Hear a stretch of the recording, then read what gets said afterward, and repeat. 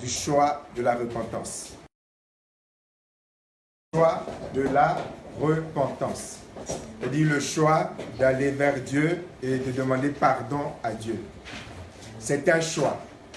C'est-à-dire qu'on est libre d'aller vers Dieu pour lui demander pardon. De même également, nous sommes libres de ne pas aller vers Dieu pour lui demander pardon. Ça fait partie de cette liberté que Dieu a laissée à chaque être humain. Je crois même que c'est le premier droit de liberté que Dieu accorde à chaque être humain, le libre arbitre. Pas faire un enseignement complet, mais m'arrêter sur cette pensée que Dieu voudrait que je puisse partager avec vous. Romains chapitre 2, verset 5. Tu refuses de comprendre, tu ne veux pas changer, c'est pourquoi tu prépares contre toi une grande colère pour le jour de la colère. Ce jour-là, Dieu va montrer qu'il juge les gens avec justice. Et dans une autre version, il est dit ceci, je crois que c'est plus explicite pour nous. Par ton entêtement et ton refus de changer, tu te prépares un châtiment d'autant plus grand pour le jour où se manifesteront la colère et le juste jugement de Dieu. Amen. Donc c'est un avertissement qui vient de la part de Dieu et qui interpelle dans son amour. Ce matin, il voudrait t'interpeller pour te dire que tu as le choix, soit de t'entêter, soit de te soumettre devant Dieu. Vous savez, le fort de l'être humain a été manifesté dès le premier livre de la Bible, qui se trouve donc dans Genèse, par le comportement d'Adam et Ève. La Bible dit que si nous disons que nous sommes sans péché, nous faisons de Dieu un menteur. Amen. Ce qui veut dire que dans notre marche chrétienne, il y a des situations que nous vivons, il y a des péchés que nous commettons pour être direct, il y a des péchés que nous commettons et le Saint-Esprit vient nous parler, vient nous persuader, vient nous convaincre. Et devant cette conviction qui vient de la part du Saint-Esprit, nous avons souvent le choix, soit de nous soumettre à la conviction du Saint-Esprit, soit de nous entêter, de nous endurcir face à la révélation du Saint-Esprit. Amen. Et je voudrais, lorsque j'étais en train de réfléchir pendant que le pasteur Richel était en train de parler, et Dieu me disait, mais rappelle-leur ce qu'est le péché. Parce que souvent dans notre compréhension de péché, on a établi notre échelle de gravité. Donc le péché grave qui nous empêche de dormir, c'est l'adultère sexuel. Amen. Ou c'est la fornication. Si j'ai commis la fornication, là je ne veux pas dormir. Si j'ai commis l'adultère, là je ne veux pas dormir. Là c'est grave. Je ne veux même pas l'église parce que c'est grave, grave. Mais je voudrais vous dire que devant Dieu, tout péché est grave. Amen. Devant Dieu, tout péché est grave. Même si la Bible nous dit dans 1 Corinthiens que le péché du sexuel a des conséquences plus graves, amen, par rapport à nous, mais spirituellement, tout péché est grave. Amen, tout péché est grave. Donc je voudrais, en parlant là, lorsque je parle de reconnaître son péché, c'est tout ce qui ne plaît pas à Dieu. Que tu répondes mal à quelqu'un, que tu réagisses avec colère excessive, que ce soit un mensonge, que ce soit une calomnie, que ce soit un jugement hâtif, que ce soit le vol, que ce soit un comportement pas convenable à l'église ou au travail ou dans la famille. Bref, tout ce que tu sais qui n'est pas conforme à la parole de Dieu, qu'un chrétien ne devrait pas avoir, c'est un péché devant Dieu. Et ce péché attriste autant le Saint-Esprit que l'adultère. Amen. Et souvent, malheureusement, nous avons tendance à étouffer la voix du Saint-Esprit qui très souvent vient nous interpeller. Pensons à ce qui est arrivé à David. Lorsqu'il s'est retrouvé en situation de se faire justice, la Bible nous dit qu'il a seulement touché le pan de la robe de la tunique du roi Saül et son cœur s'est mis à battre. Et il a compris qu'il ne fallait pas qu'il se fasse justice à lui-même. Amen.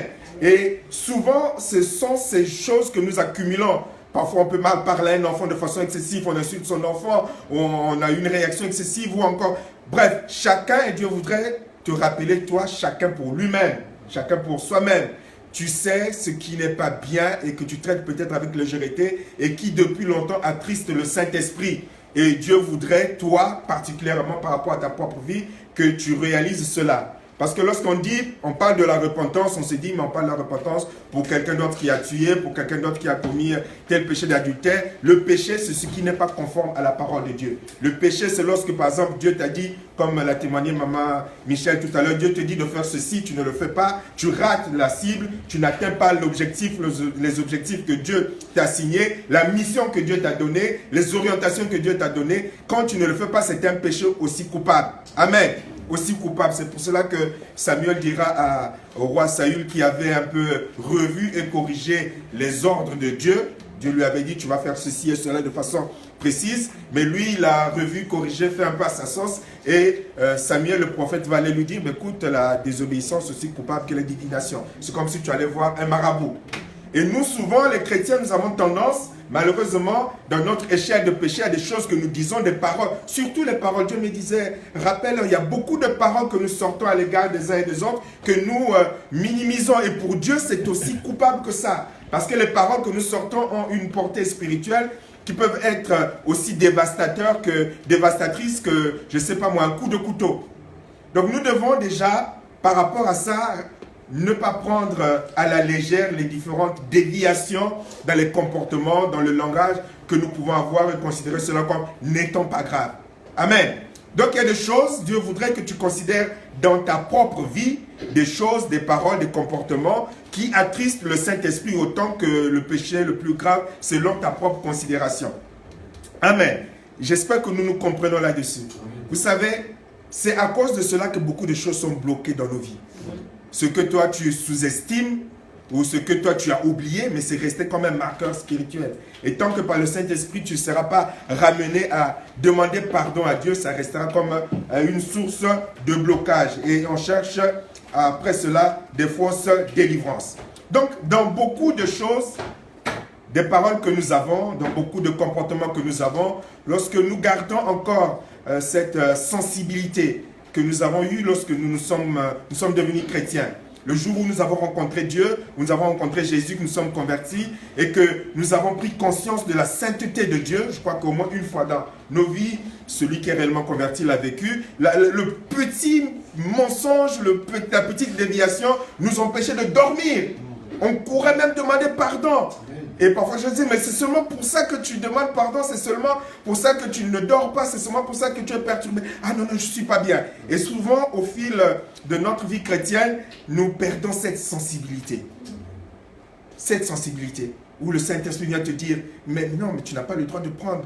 C'est pas toi. Tu n'as pas le droit. Est-ce que tu as demandé l'autorisation? Donc, au fil des temps, nous perdons cette sensibilité et nous devenons résistants au Saint-Esprit qui ne peut plus nous dire ce qui est bien, ce qui n'est pas bien.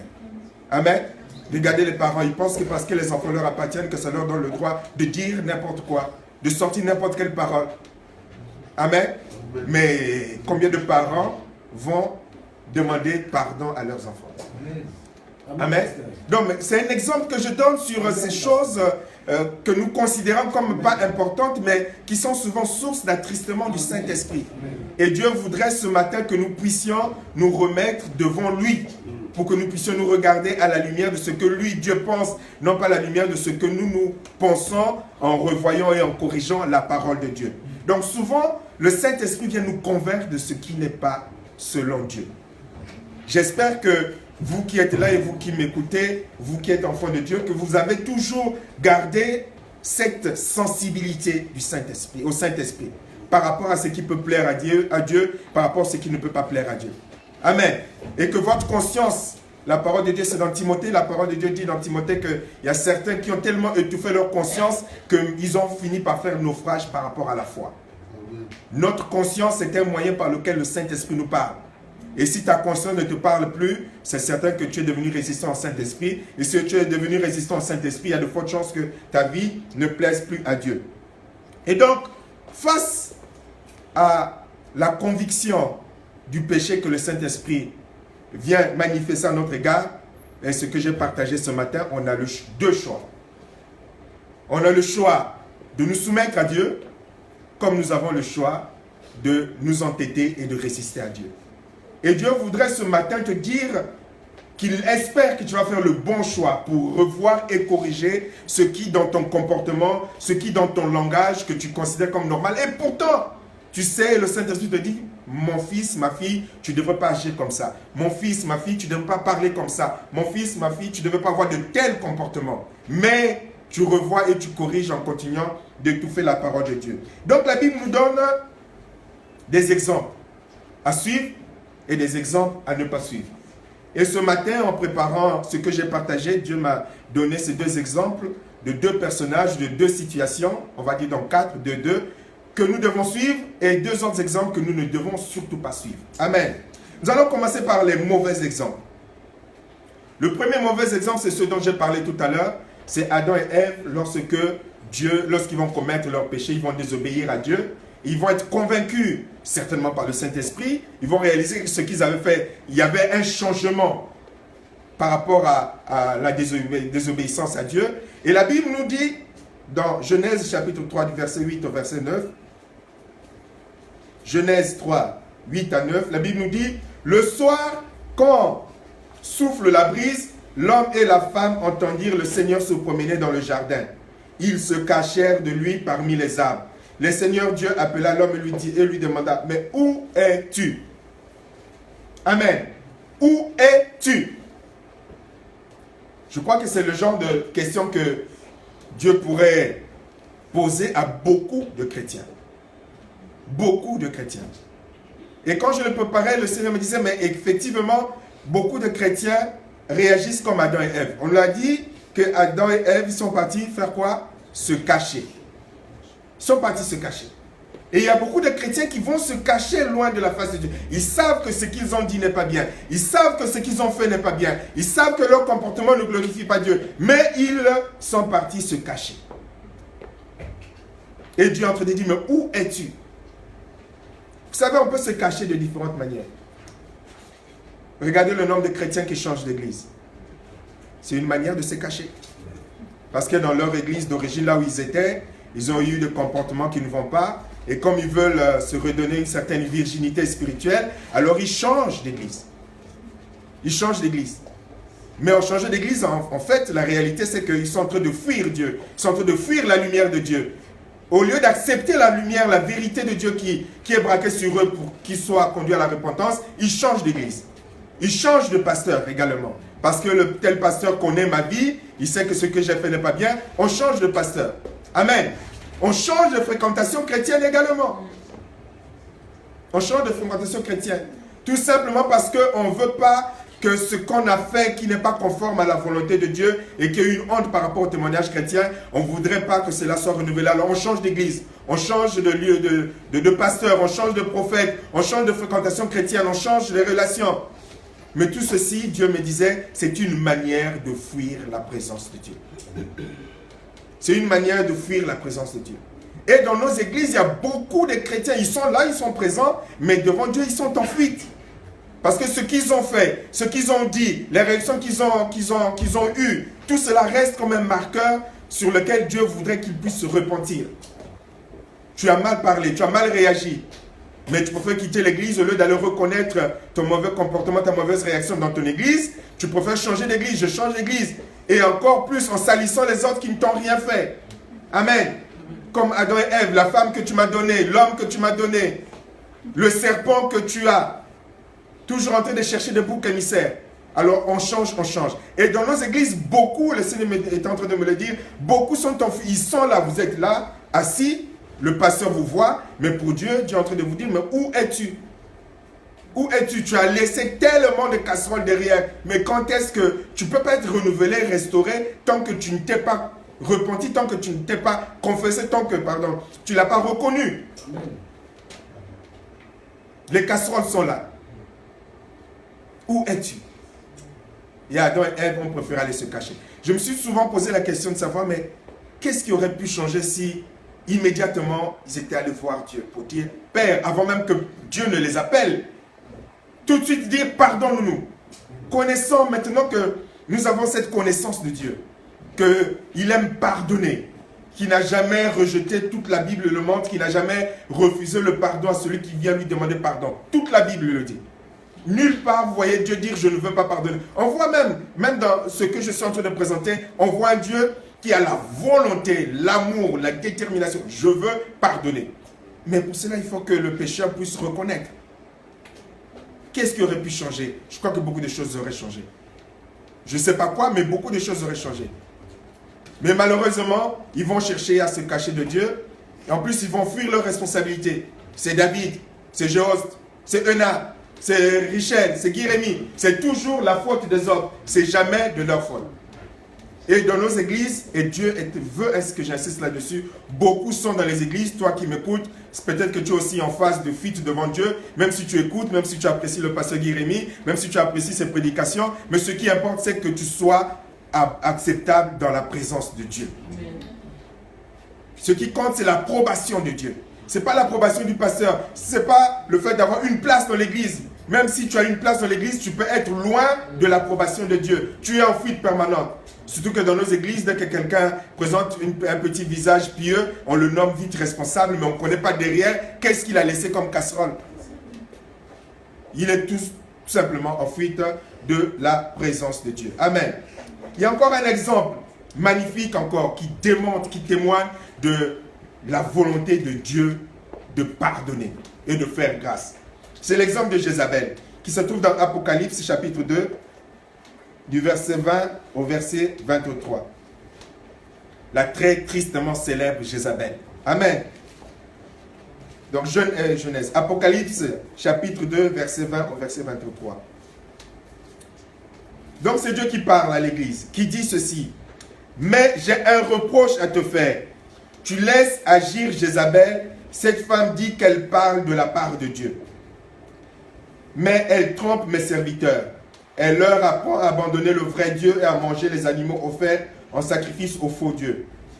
Je lui ai laissé du temps pour qu'elle change sa vie. Mais elle ne veut pas.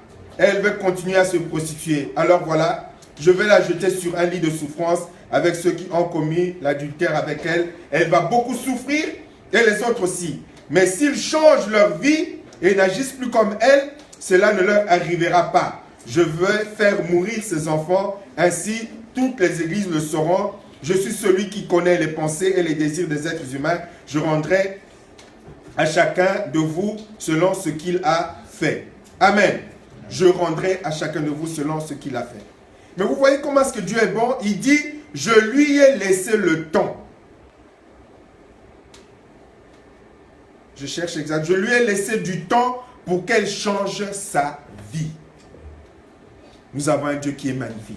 Vous savez, le mensonge spirituel le plus terrible, c'est de penser que dans notre péché, on sera quand même béni.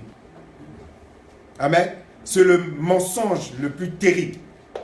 Donc, bien de fois, nous faisons comme, on parlera de lui tout à l'heure, nous faisons comme David, nous accumulons beaucoup de choses graves, et puis rien ne nous arrive. On se lève, on dort, on se réveille, on se dit, ah, je ne suis pas mort. Donc, ce n'est pas aussi grave que ça. Amen. Alléluia. On arrive à l'église, le pasteur Richard dit, c'est toi qui vas conduire la louange. Ah, je suis magnifique. Finalement, ce n'est pas aussi grave que ça. Amen.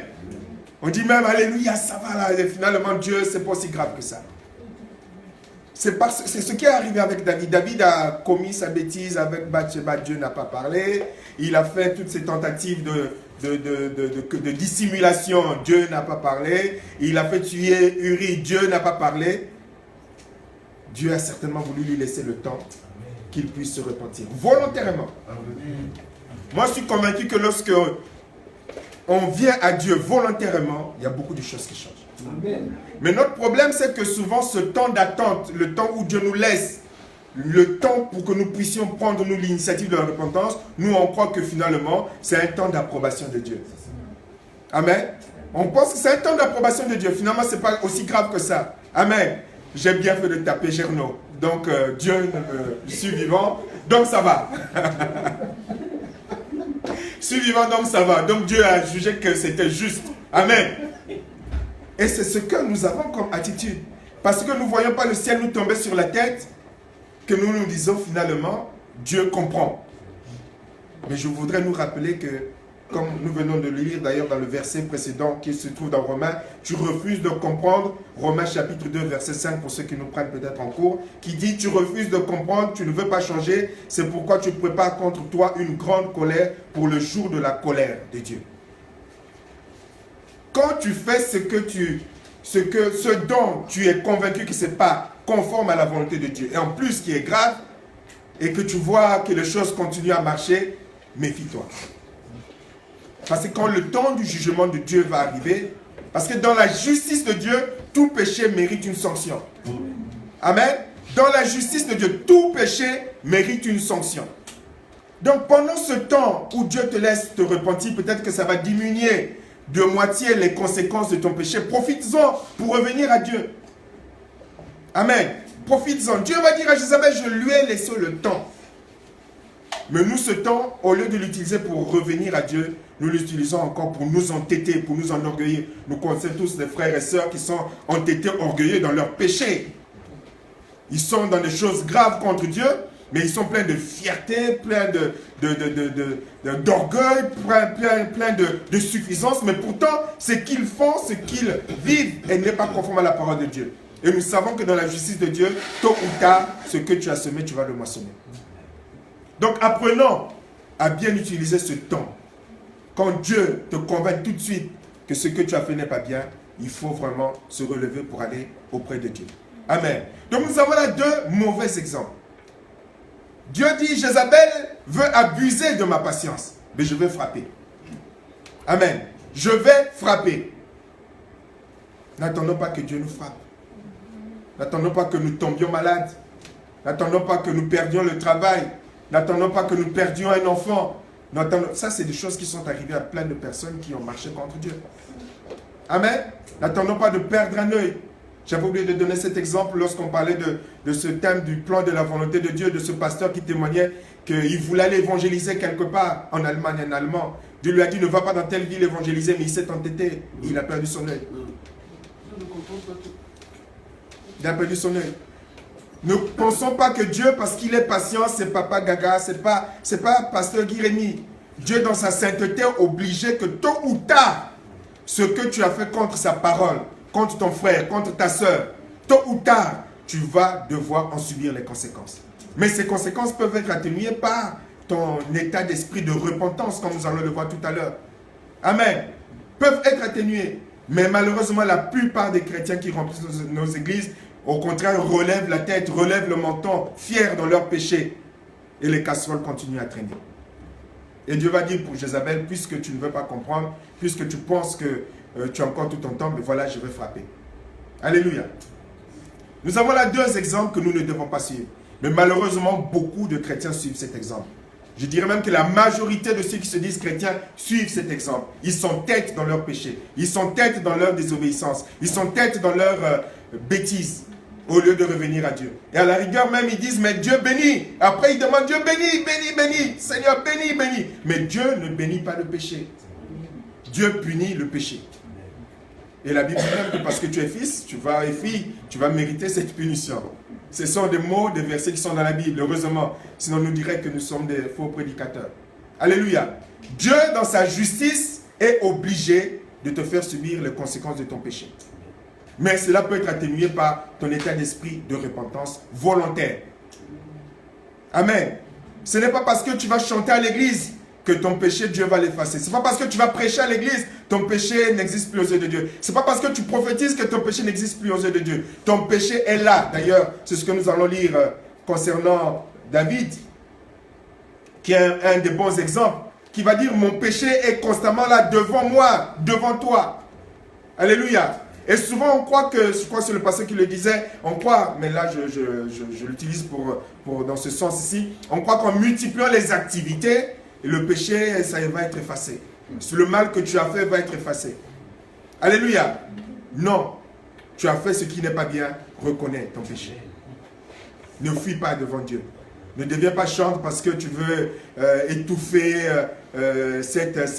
tes avortements. Ne deviens pas pasteur parce que tu veux étouffer tes impudicités par milliers. Ne deviens pas quelqu'un d'onctionné parce que tu veux étouffer ton vol. Non, non, non. Alléluia, ça ne se fasse pas. Tôt ou tard, Dieu va te demander des comptes. Donc nous avons deux beaux exemples. David, le roi David. Le roi David, c'est dans le psaume 51, après le grave péché qu'il va commettre, il va écrire ce psaume 51, verset 5 à 6. Et lorsque nous regardons même les psaumes qu'il a écrits, le 32, 33, 34, si ma mémoire est bonne, et il décrit, à partir, en tout cas à partir de 30, il décrit un peu sa situation également spirituelle dans laquelle il était, il dit que tant que je me taisais, mes os se consumaient à cause de son péché. Donc on voit que déjà il était interpellé par le Saint-Esprit. Il était mal, il était mal, il était mal, il était mal. C'est pas quelqu'un qui a étouffé, mais il était mal. Et même sa réaction lorsque le prophète Nathan vient le voir pour lui donner cette parabole, en fait sa réaction excessive, lorsqu'il jure, il ne vivra pas, en fait il est en train de se juger lui-même. Comme d'habitude, on est souvent très dur parce que nous-mêmes, on essaie d'étouffer ce qu'on a fait de mal en nous. Alors on essaie de juger les autres à la lumière ou à la mesure de ce que on se dirait qu'on serait jugé, on devrait être jugé. Amen.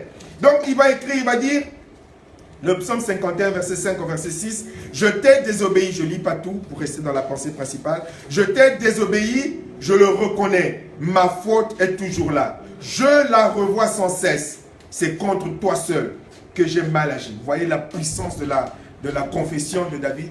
Amen. Il ne va pas dire, non, c'est Bathsheba, pourquoi est-ce qu'elle faisait nuit, elle s'est promenée, elle s'est mise à se laver, c'est sa faute, elle m'a séduite. Non. Amen.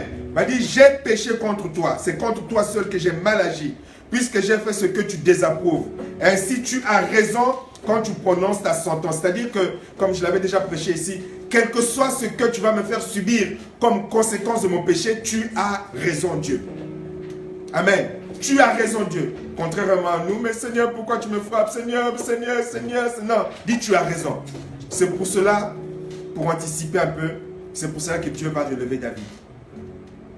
Parce qu'il va accepter la sanction, sans rechigner. Il va dire, j'ai péché contre toi. Il va dire, je reprêcherai un jour ici sur Saül et David. Il va dire, j'ai péché. Lorsque Nathan lui a parlé, il dit, mais j'ai péché contre Dieu. C'est peut-être une phrase courte, mais ça a été puissant de confession. C'est contre Dieu. C'est même pas contre les hommes, contre Dieu. Donc si tu pêches contre Dieu, ben, tu pêches contre les hommes également. Amen. Donc j'ai péché contre Dieu. C'est-à-dire que si j'ai mal fait, j'ai mal parlé à Naï, je ne vais pas seulement demander pardon à Naï, mais dire non, mais au-delà de Naï, c'est Dieu qui est en Naï que j'ai péché contre Dieu. Amen.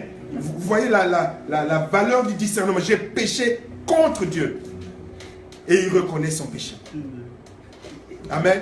Il reconnaît son péché. Et c'est l'attitude que Dieu voudrait qu'on puisse avoir. L'attitude humble. J'ai péché.